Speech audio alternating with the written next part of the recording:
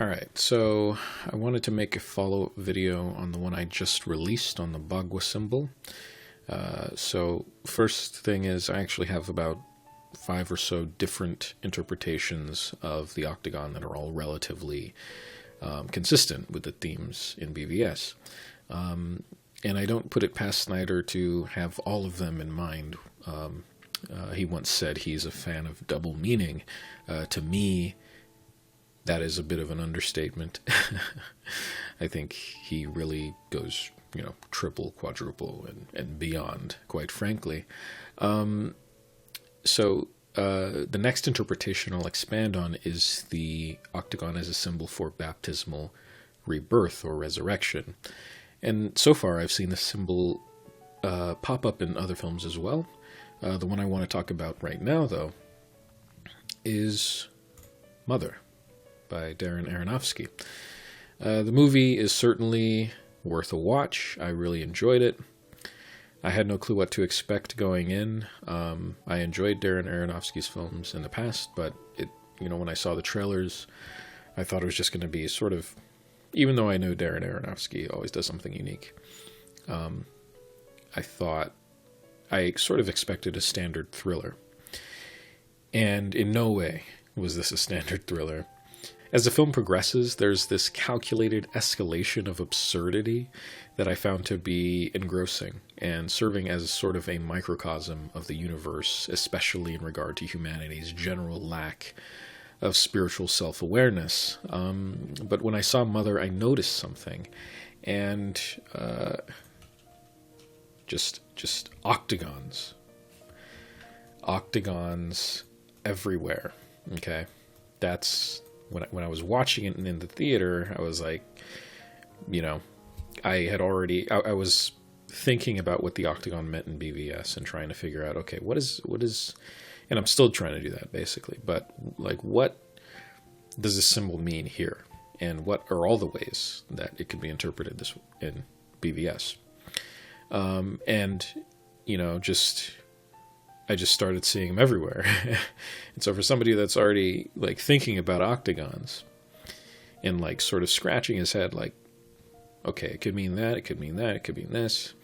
And then, I stumble upon this movie which has octagons everywhere. I was just like blown away. I was like, what is going on? But you can see it here in the roof of the house. You can see it here again. Almost the staircase itself is actually octagonal as well. You see the roof again. You see Javier Bardem, which plays somebody that seems to be a clear reference to God. There he is standing above with the light shining above his head.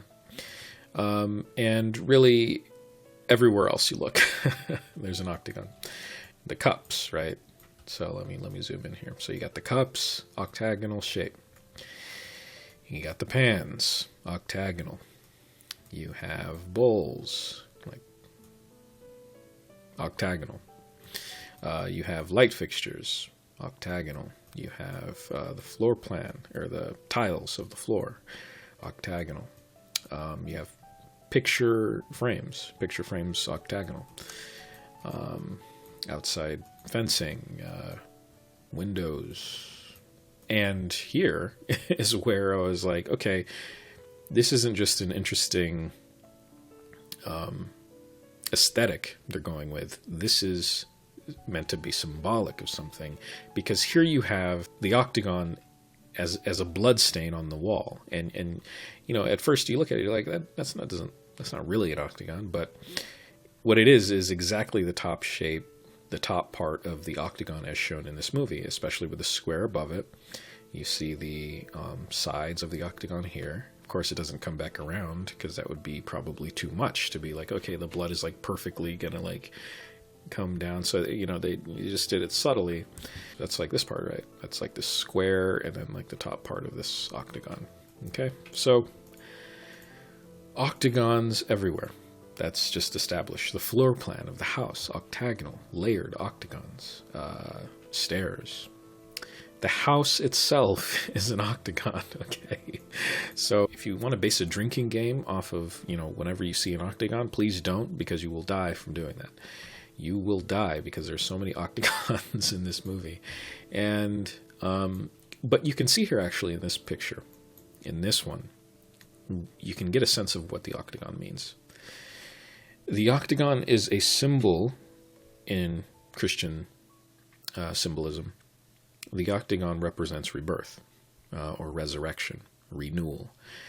And that is, you can see that because the black here indicates when it was burned down, and then the green here is sort of the renewal. And if I had the video, you would see the green sort of expanding outward, emanating from this octagonal house.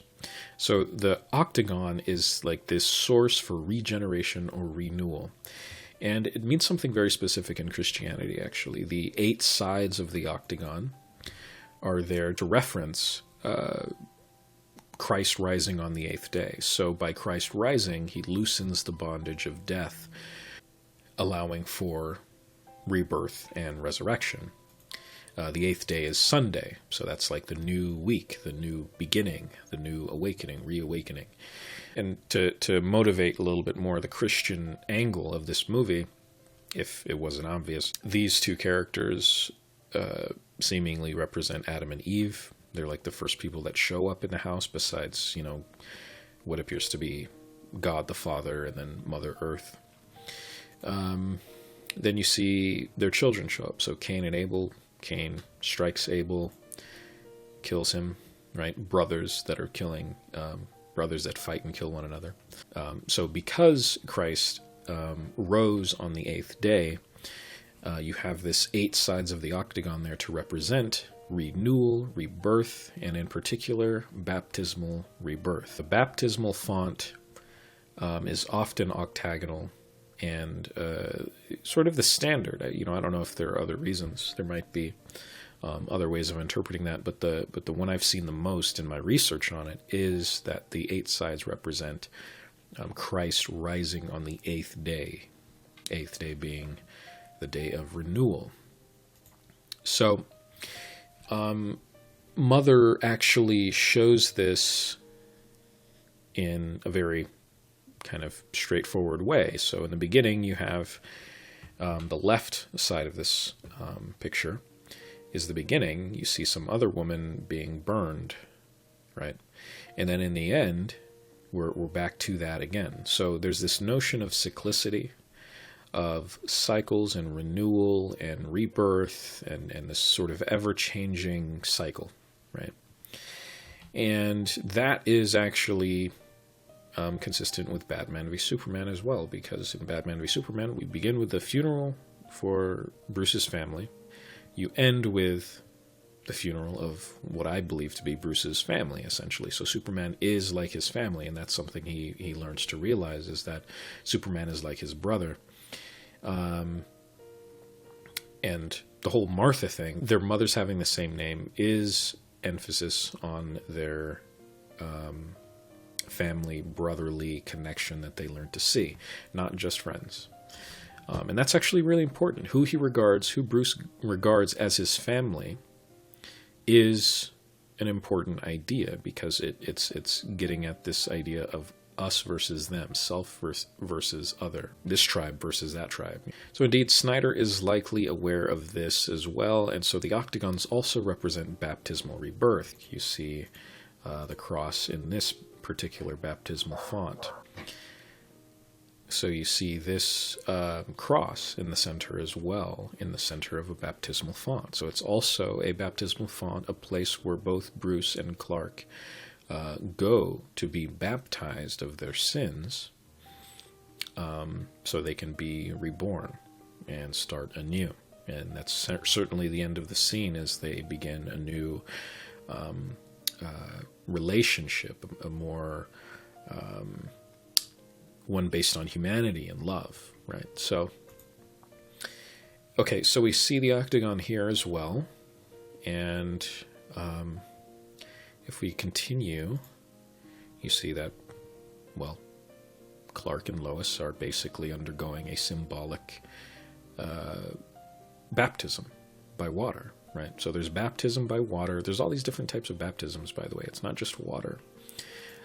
So in this particular case, we see the octagon show up again in the mirror and even the light fixture. And you could ask, like, why does Superman and Lois, why do they need to be baptized? Well, ignorance isn't the same as innocence, as he correctly says, as the general correctly says in Nairobi. Ignorance is not the same as innocence. So Superman being ignorant of what his actions and his hyper-focus on Lois and not on the other people that, and families that lost loved ones as well, that's something that he needs to understand, like, for what it means for his symbol. So something he's going to, and I'm glad I love the fact that they asked this question in the movie. It's one thing I was like, even before the movie came out, I was like, they have to address this. How does he decide which lives actually count? Because technically, there's tragedy happening all over the world perpetually. How do you decide when to go out and when to just have a normal life at home? So that question has to be grappled with, and part of this movie is he learns to grapple with that. And I see it as more of a foreshadowing of the overall baptism both Lois and Clark have to endure to atone for their sins, essentially. So there is also baptism by blood. We see Lex cutting his hand. So he baptizes Zod with his own blood, right? And I want to emphasize the idea that in each case that I've discussed so far, the baptism is in some sense consecrated through the familial connection between the two entities. So and the fact that it's heaven and earth. So for instance, this baptism here is a heaven and earth connection. We have an entity from the sky, from the heavens, Superman, with an entity from earth, Lois. So we have heaven and earth being united in this baptism, just as we have here. So now they're sharing blood. Lex even says, blood of my blood. So there's a family connection there as well. So Lex is a man of earth, again, in some sense being unified with Zod, an entity from the heavens. So heaven and earth unification again, just as here, heaven and earth unification. Baptism by fire is also related to the concept of trial by ordeal, in which, for instance, during the Middle Ages, if the guilt or innocence of an individual could not be ascertained by standard judicial means, then the idea was to use trial by ordeal. The idea being that God would work by divine intervention to save the person from the ordeal, if the person were truly innocent. So his innocence is being determined by something higher, something more divine, a divine intervention. This, of course, reflects Lois's role to be that agent to intervene on Superman's behalf. Batman, therefore, being momentarily tyrannical, as we can see here. This shows mercy upon realization of their familial sameness, upon realization of his own faults, upon realization that how he perceived Superman and how he perceived himself was swapped, right? So he perceived Superman as the demon, he was the demon. He perceived himself as the human underdog, Superman was the human underdog in that moment. So it was completely the opposite perspective that he had. And only through that divine intervention, through Lois, did it awaken him to, first of all, his own mistake. Second of all, their familial connection, that they are same, despite being vastly different. The paradox, right? Simultaneously, his ability to transcend, his ability to embody his true self, his true realized self, and that is something I'll talk about later when we get into Jungian ideas on the nature of the self.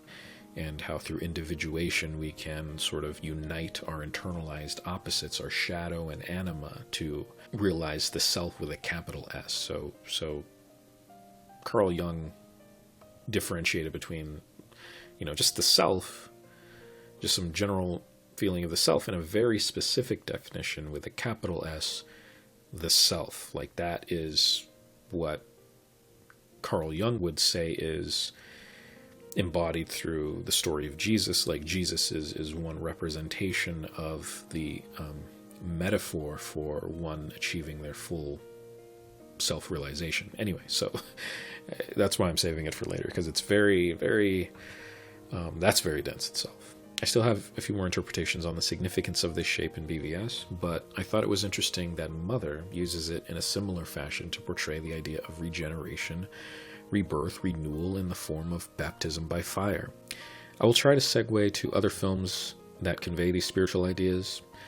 Interestingly, Dark Crystal, which I just recently saw and very much enjoyed and want to examine, is also steeped in esoteric symbolism, could this symbol be somehow related to the alchemical Philosopher's Stone? Probably. But anyway, that's for another time. Thanks for watching.